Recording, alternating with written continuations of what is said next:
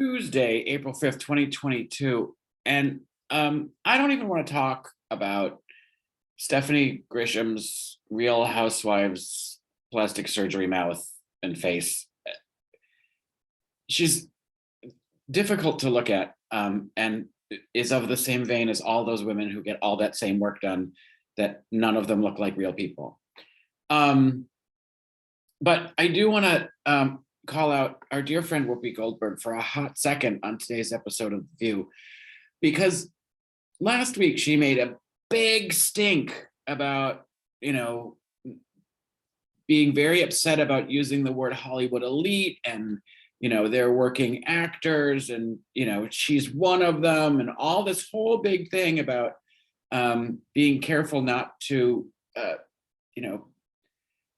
paint a whole series of people with the same brush, but not really recognizing that among that group of people there are some people in the entertainment industry who have reached a level of success that make them a little less relatable to the average American. She sort of glossed over all that stuff, and I think tried to portray herself as sort of an everyday Joe or Whoop. And then today spent an entire 7-minute segment complaining about how her Tesla doesn't have like OnStar. She can't just, call for help if something happens in her Tesla. One of the most expensive cars you can possibly purchase. And she's bitching because Elon Musk, who has all that money, can't come up with a network of people that can help her when her electric car, her very fancy electric car, breaks down. You lost a lot of points on the relatability factor. She could have been talking about Elon Musk, who about a 9% stake in Twitter, like a month ago, was supposed to have disclosed it within 10 days because that's the SEC rule, didn't, and then that became a part of the Twitter board. And what the implications of that are: he ignored SEC guidelines. He'll pay like $100,000 fine. Who cares? He doesn't care about that amount of money.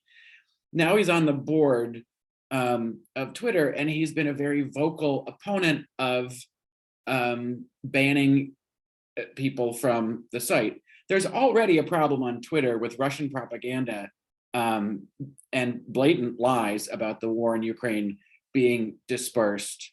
And there is a certain user who's been banned for life, who used to be the president of the United States, who made Twitter more of a burning hellscape than it already is.